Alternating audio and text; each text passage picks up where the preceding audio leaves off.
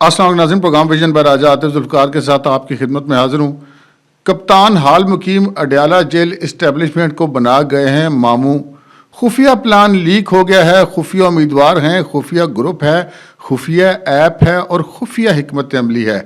یہ سب کیسے ہوا، اس کی وجہ کیا ہے، یہ بھی آج کے پروگرام میں آپ کو بتائیں گے۔ مگر اس سے پہلے اپنے پروگرام کو آگے بڑھائیں، آپ سے گزارش ہے کہ اگر ابھی تک آپ نے ہمارا چینل سبسکرائب نہیں کیا تو پلیز کر لیجئے، ساتھ ہی بیل آئیکن بھی دبا دیجئے تاکہ جو ہی ہمارا کوئی نیا پروگرام اپلوڈ ہوتا ہے تو اس کی نوٹیفیکیشن فوری طور پر آپ کو موصول ہو سکے۔ پروگرام کا باقاعدہ آغاز کرتے ہیں جی army chief general Asim Munir کے دورہ امریکہ پر۔ جنرل عاصم منیر دورہ امریکہ پر گئے، ان کا یہ سرکاری دورہ ہے اور وہاں پر ان کو بہت زبردست قسم کا پروٹوکول بھی دیا گیا، امریکی حکام کی طرف سے استقبال بھی کیا گیا۔ لیکن کیا کیجئے، ہمارے جو پاکستان کے اندر مایوس عناصر ہیں، بالخصوص پاکستان تحریک انصاف اور ان کے فالوور، ان کے لونڈے لپاڑے، ان کے یوتھیے، انہوں نے یہاں پر ایک غل مچا رکھا ہے، دورہ ناکام ہو گیا ہے، وہاں پر یہ ہو گیا ہے، وہاں پر وہ ہو گیا، اور بھائی جان کچھ بھی نہیں ہوا۔ جس ڈنر کی وہ بات کر رہے ہیں نا کہ وہ اس میں کوئی گیا نہیں ہے، وہاں پر لوگوں نے جانے کے لیے ترلے کیے ہیں، لیکن جگہ لمیٹڈ تھی تو سب لوگوں کو بلانا ممکن نہیں تھا۔ اور خود پاکستان تحریک انصاف سے تعلق رکھنے والے جو برطانیہ امریکن جو باشندے ہیں وہاں پر کاروبار کر رہے ہیں، وہ بھی اس ڈنر میں ان کی بھی کچھ نمائندگی وہاں پہ موجود تھی، جنہوں نے بالکل انسان کے بچوں کی طرح بیٹھ کے سارا وہاں پہ پروگرام اٹینڈ کیا ہے، جبکہ یہاں پر کچھ اور بتایا جا رہا ہے۔ لیکن ہم اتنی خبر آپ کو دے دیتے ہیں کہ جو جنرل عاصم منیر کا دورہ ہے وہ انتہائی کامیاب رہا ہے۔ ذرا ان کو پاکستان واپس آ لینے دیں، وہ پھر جو کچھ بتائیں گے وہ سب کے لیے بڑا سرپرائز ہوگا۔ اچھا، ایک تو یہ خبر تھی، ہم نے کہا آپ کے ساتھ شیئر کر دیں۔ دوسری ایک خبر ہے، بڑی دلچسپ ہے، اور وہ خبر ہے بابر اعوان صاحب کے بارے میں۔ بابر اعوان جو بڑے اچھے وکیل ہیں، فوجداری کے بڑے معروف وکیل ہیں، میں ان کی فوجداری وکالت کا بڑا معترف بھی ہوں، ان سے بڑا پرانا تعلق بھی ہے ہمارا، اور کسی زمانے وہ مسلم لیگ میں ہوتے تھے۔ پھر جب جنیجو صاحب اور نواز شریف صاحب الگ الگ ہو گئے تو یہ مسلم لیگ جنیجو گروپ کے صدر بن گئے فیڈرل کیپٹل ٹیریٹری کے۔ اس دور میں ان کی بڑی خواہش تھی کہ وہ اسلام آباد سے قومی اسمبلی کا الیکشن لڑیں، اور ایک آدھ دفعہ انہوں نے اسلام آباد سے قومی اسمبلی کا الیکشن لڑا بھی، لیکن ناکام ہو گیا۔ اس کے بعد وہ جب پاکستان پیپلز پارٹی میں شامل ہو گئے تو پیپلز پارٹی نے ان کو اسلام آباد سے ٹکٹ نہیں دیا اور ان کو اپنے آبائی علاقے کاہوٹا سے الیکشن لڑنا پڑا، لیکن وہاں سے بھی وہ ناکام ہو گئے۔ اس کے بعد پھر انہوں نے الیکشن کی سیاست کا پیچھا چھوڑ دیا اور پاکستان پیپلز پارٹی کے اندر وہ شامل ہو گئے۔ شامل کیسے ہوئے وہ بھی ایک بڑی دلچسپ کہانی ہے کہ محترمہ بے نظیر بھٹو کے اور آصف علی زرداری کے کیسز تھے نواز شریف صاحب کے پہلے دور میں، لیٹ 90s میں، اور ان دونوں کی پیشی ہوا کرتی تھی احتساب بینچ میں، تو وہاں پہ بابر اعوان صاحب آ جایا کرتے تھے اور مختلف قسم کی درخواستیں دے کے چنگی کھپ کھپ ڈال کے کیسز کو لنگر آن کرنے میں بڑی کامیاب رہے وہ، اور یہ ان کی بڑی کامیابی تھی۔ اس وقت وہ کہتے تھے کہ میں وکیل ہوں، لیکن بعد میں انہوں نے بڑی قربت حاصل کر لی، محترمہ کی بھی اور آصف علی زرداری کی بھی، اور پھر وہ پاکستان پیپلز پارٹی میں شامل ہو گئے، اور اس کے بعد وہ بھٹو صاحب کے دائی بن کے اٹھے۔ اور یہ بہت کم لوگوں کو بات پتہ ہے کہ جب بابر اعوان صاحب پیپلز پارٹی میں نہیں تھے اور بھٹو صاحب کی پھانسی ہوئی تھی، اس وقت غالباً وہ اسٹوڈنٹ پالیٹکس میں تھے، تو وہ کوئی بھٹو صاحب کے دائی نہیں تھے۔ بہرحال چلیں، جب وہ پیپلز پارٹی میں گئے تو انہوں نے یہ موقف اختیار کر لیا۔ اچھا خیر، اس کے بعد کیا ہوا؟ اس کے بعد پھر وہ سینیٹر بنے، سینیٹر سے وزیر بنے۔ پھر وہ جو خط لکھنا تھا سوئس اکاؤنٹس کے حوالے سے،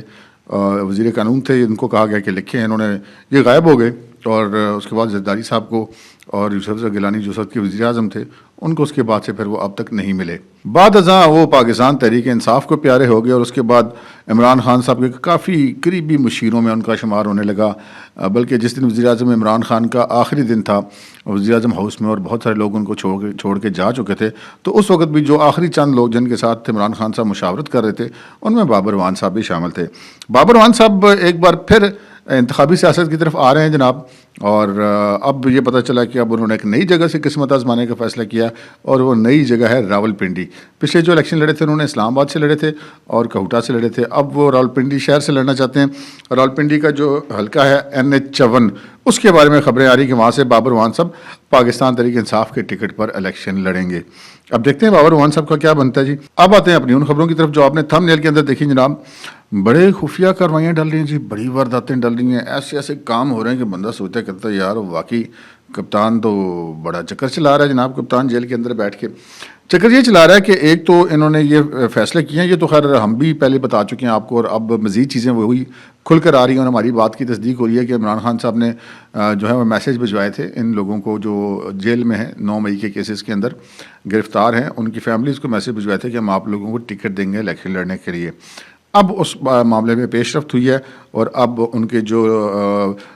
شوہر اندر ہے، ان کی بیویاں، جن کی بیویاں اندر، ان کے شوہر، ان کے بچے، بیٹا بیٹی، ان کو جناب ٹکٹ دینے کے حوالے سے بات ہو رہی ہے، کیونکہ اس میں ایک تو خیر اس کو حکمت عملی بھی کہہ سکتے ہیں اور اس کو مجبوری کا نام شکریہ بھی کہہ سکتے ہیں، کیونکہ پاکستان تحریک انصاف کے پاس اس وقت فیلڈ کے اندر اتنے امیدوار موجود نہیں ہیں۔ اچھا، لیکن اب یہ سارا کچھ ہو رہا ہے اور اب ایسی خبریں آ رہی ہیں کہ جناب وہ جو ایک ان کی سوشل میڈیا ایکٹیوسٹ ہیں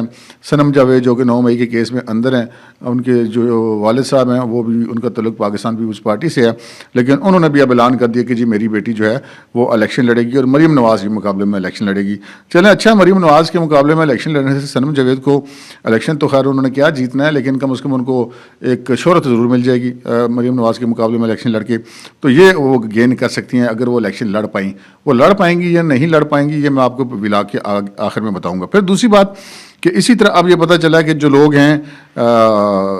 بلے کا نشان اب خطرے میں ہے، اور اس چیز کا امکان بہت کم ہے کہ بلے کے نشان پر پاکستان تحریک انصاف کے امیدوار میدان میں اتریں، اور یہ بھی خطرہ موجود ہے کہ پاکستان تحریک انصاف بطور پارٹی کہیں الیکشن لڑنے کے لیے نہ اہل نہ قرار پا جائے۔ اس قسم کے امکانات قانونی طور پہ موجود ہیں۔ تو اس کی حکمت عملی جو پاکستان تحریک انصاف نے بنائی ہے وہ یہ بنائی ہے کہ جی انہوں نے یہ اپنے امیدواروں کو ہدایت جاری کی ہے کہ وہ آزاد امیدوار کی حیثیت سے کاغذات نامزدگی داخل کرائیں،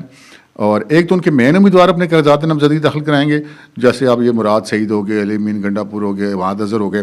چونکہ وہ سامنے نہیں آ سکتے، مفرور ہیں، تو اس چیز کا خطرات موجود ہیں کہ ان کے کاغذات نامزدگی مسترد ہو جائیں گے۔ تو پھر اس کے ساتھ آزاد امیدوار کی حیثیت سے 2-3 لوگوں کے کاغذات نامزدگی جمع کروائے جائیں گے، تاکہ جب یہ مین امیدواروں کے کاغذات نامزدگی مسترد ہوں تو متبادل امیدوار ان کے پاس موجود ہوں۔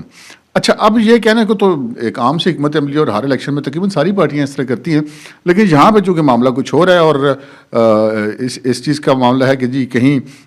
ہمارے امیدوار بھاگ نہ جائیں، تو اب ایک نئی انہوں نے ڈائریکشن جاری کی ہے کہ جو ان کے امیدوار ہیں زیادہ تر ٹکٹ تو وکلا کو ہی وہ دیں گے، اور دوسرے نمبر پہ جو گرفتار شدگان ہیں ان کے لواحقین کو۔ تو انہوں نے اب یہ حکمت عملی اختیار کی ہے کہ جی خاموشی سے اپنی انتخابی مہم چلاتے جائیں، پاکستان تحریک انصاف کا نام کہیں پر نہ لیں، اپنے آپ کو پاکستان کے امیدوار تحریک انصاف کا امیدوار ظاہر نہ کریں، اور جب کاغذات نامزدگی فائنل ہو جائیں اور آخری دن جب پارٹی ٹکٹ وغیرہ کا فیصلہ ہوگا اس دن آپ اپنے آپ کو ظاہر کر دیں کہ جی آپ پاکستان تحریک انصاف کے امیدوار ہیں۔ بہت اچھی حکمت عملی ہے جی، بالکل ان کو پورا حق بھی ہے کسی بھی قسم کی حکمت عملی بنانے کا۔ لیکن اب ہو کیا رہا ہے، یہ جو میں نے آپ سے عرض کی نا کہ ایک حکمت عملی لیک ہو گئی۔ لیک کیا ہوئی ہے؟ لیک یہ ہوئی ہے کہ پتہ چلا کہ جی ایک کوئی گروپ انہوں نے بنائے ہیں ایک خاص قسم کی ایپ استعمال کر کے، اور وہ جو ایپ ہے وہ بھی بڑی ایسی ایپ ہے جو عام طور پہ لوگ استعمال نہیں کرتے۔ اب پاکستان تحریک انصاف کی طرف سے اپنے تمام جو متحرک اور فعال کارکن ہیں اور رہنما ہیں ان کو یہ کہا گیا ہے کہ وہ ٹیلی گرام نامی ایپ جو ہے اس کو انسٹال کریں وہاں اور خاموشی سے، اور اس کے اندر موجود ہوں گے گروپس پاکستان تحریک انصاف کے ہر حلقے کے لیول پہ، ہر قومی اسمبلی کے حلقے کے لیول پہ، ہر صوبائی اسمبلی کے حلقے کے لیول پر، اور وہاں پر جو نہیں ہے ان کو ڈائریکشنز موصول ہوں گی کہ اگر کوئی اس طرح باقاعدہ پارٹی کے طور پہ الیکشن نہ لڑ سکے تو آپ نے کس امیدوار کو ووٹ دینا ہے، یہ آپ کو ان گروپس میں آگاہ کیا جائے گا۔ اچھا، یہ جو ہے اس میں امپورٹنٹ چیز کیا ہے؟ امپورٹنٹ چیز یہ کہ یہ سارا کام بڑا خفیہ ڈالا ہے تاکہ کسی کو پتہ بھی نہ چلے، اور یہ اندر ہم کام بھی ڈال جائیں تو پتہ لگ گیا بھائی جان۔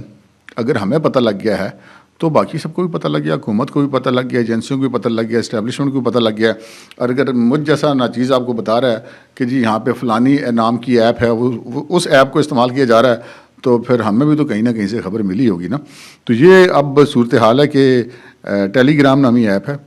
اسی پہ گروپ ہیں، اسی کے اندر ڈائریکشنز جاری ہیں، واٹس ایپ وغیرہ کا اور جو دیگر سوشل میڈیا سائٹس ہیں ان کا استعمال نہیں کیا جا رہا، اور اب یہ حکمت عملی بنائی گئی ہے۔ اب یہاں پہ ایک جو امپورٹنٹ چیز ہے وہ یہ ہے کہ کیا کپتان واقعی اتنا تیز ہے کہ وہ ہمارے ملک کی اسٹیبلشمنٹ کو ماموں بنانے میں کامیاب ہو گیا؟ تو بالکل کامیاب نہیں ہوا۔ یہ ساری چیزیں پتہ لگ گئی ہیں، ان کا بھی سد باب کر لیا جائے گا، لیکن یہاں پر ایک سوال پیدا ہوتا ہے کہ ہم یہ دیکھ رہے ہیں کہ جناب جو پی ٹی آئی کو لوگ چھوڑ گئے تھے وہ اب واپس جانا شروع ہو گئے ہیں۔ فواد چودھری جناب اب وہ چلے گئے تھے لیکن پھر وہ دوبارہ پی ٹی آئی کی طرف ان کا رجحان ہے۔ اسی طرح عثمان ڈار اپنی والدہ کو آگے کر کے وہ پھر پی ٹی آئی کے حق میں بیان بازی کریں، چلے خلاف تو کسی کے جس کی مرضی وہ کرتے رہے، ان کی مرضی ہے۔ تو پھر انہوں نے یہ بھی کہا کہ جی وہ میرا جو انٹرویو ہوا تھا وہ بھی سب کو پتا ہے وہ کیسے ہوا تھا، اس کا مطلب ہے سارے بندے فائر بیک کر رہے ہیں۔ تو یہ جو صورتحال ہے وہ بڑی خطرناک ہے، اور یہ اب فواد چودھری کی جگہ ان کی اہلیہ جو ہبہ فواد وہ الیکشن لڑیں گی، کیونکہ فواد چودھری تو شاید الیکشن نہ لڑ سکیں. تو یہ ساری حکمت عملی اب سامنے آ رہی ہے. لیکن یہ ساری وجہ کیا ہے؟ ایسا کیوں ہو رہا ہے کہ ہر کام کمپلیٹ ہونے کے بعد یہ دوبارہ آپس میں کنیکٹ بھی ہو گئے ہیں، دوبارہ پی ٹی آئی کی طرف واپس جانے کی کوششیں بھی کریں. عمران خان نے بھی کہہ دیا ہے کہ جی جو بندہ آنا چاہتا ہے آ جائے، بس پریس کانفرنس کر دے، پریس کانفرنس کر کے آ جائے. یہ نوبت یہاں تک کیوں پہنچی؟ یہ نوبت یہاں پر تک اس لیے پہنچی کہ جب 9 مئی ہوا، آج 9 مئی کو کتنے دن ہو گئے ہیں؟ تقریباً 8 ماہ ہو چکے ہیں. 8 ماہ میں ایک بھی مقدمے کا فیصلہ نہیں آیا. 9 مئی کے کسی ملزم کو بھی سزا نہیں ہوئی. رزلٹ کیا نکلا؟ رزلٹ یہ نکلا کہ جو لوگ ڈسپرس ہو گئے تھے ان کو دوبارہ سنبھلنے کا موقع ملا ہے. ان کو یہ لگ رہا ہے کہ یہ بس معاملہ بہت ٹھیک ہے، جو مشکل وقت تھا وہ گزر گیا، اب آگے کوئی مسئلہ نہیں، ہم جو مرضی کریں، ہم شکست دینے میں کامیاب ہو جائیں گے اسٹیبلشمنٹ کو. تو یہ جناب اس چیز کے اوپر اب غور کرنا ہوگا کہ یہ کیوں، اب اس کو کیسے ہینڈل کیا جائے، کیوں نہیں ابھی تک سزائیں ہوئیں. ٹھیک ہے ٹیکنیکل وجوہات ہیں، عدالتوں کے مسائل ہیں، یہ ساری چیزیں سامنے ہیں، لیکن جتنا بڑا جرم ہے اس حساب سے 8.5 مہینے بہت زیادہ ٹائم ہے کہ ابھی تک ان کو مطلب ٹرائل ہی مکمل نہیں ہوئے، سزائیں ہونا تو دور کی بات ہے. تو رہی بات پی ٹی آئی کی اس حکمت عملی کی کہ وہ جیلوں کے اندر سے لوگوں کو الیکشن لڑائیں گے، شاید ان کے لواحقین کو تو لڑانے میں کامیاب ہو جائیں، لیکن جیلوں کے اندر جو لوگ موجود ہیں، میرا نہیں خیال کہ الیکشن تک ان کے فیصلے نہ ہوں. الیکشن سے پہلے ان کے مقدمات کے فیصلے ہو جائیں گے اور پھر وہ الیکشن لڑنے کے لیے نااہل قرار پائیں گے. اب تک کے لیے اتنا ہی، اجازت دیجیے، اللہ حافظ.